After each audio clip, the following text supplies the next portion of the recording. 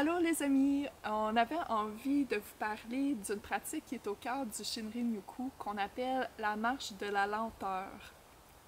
En fait, pour bien comprendre la marche de la lenteur, c'est important aussi de comprendre qu'est-ce que c'est exactement le Shinrin-yoku. C'est vraiment changer sa manière de vivre la nature, changer sa relation à celle-ci.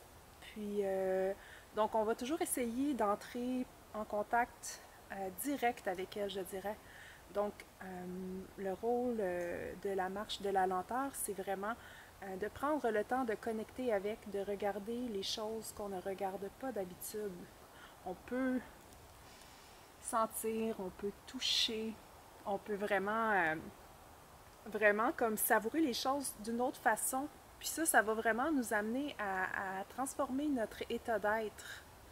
Ça va, en fait, ça ramène un peu à l'espace où on était quand on était enfant. On sort des noms, on sort de l'identification, on sort du jugement au sens où les choses ont un nom, une utilité, une chose comme ça, pour vraiment entrer dans l'expérience directe. Euh, ça fait vivre vraiment toute une gamme d'émotions à l'intérieur.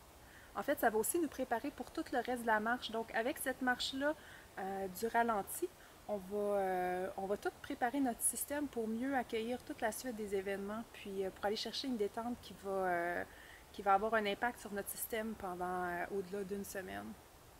Parfois, il nous arrive même pour faire comprendre aux gens ce que c'est la marche de la lenteur, de parler d'une marche anti-cardio. En fait, l'idée, c'est vraiment d'aller tellement lentement qu'on ne va pas avoir de symptômes de cardio, qu'on ne va pas avoir d'essoufflement, de cœur qui bat plus vite quand on monte une pente, par exemple.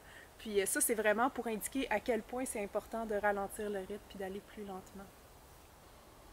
Et puis, comme dans tous les aspects de la vie, quand on ralentit, on peut commencer à pleinement déguster à travers tous nos sens et ça nous amène à avoir une expérience qui est beaucoup plus profonde de notre relation à ce qui nous entoure et de tout notre monde intérieur aussi. Alors, on vous invite à aller vivre l'expérience, à aller marcher en forêt ou même dans un parc et de prendre vraiment le temps de ralentir et de déguster tout ce qui vous entoure. Tu sais comment c'est beau les petits champignons? Oh, oh oui, hein? C'est des champignons, on dirait.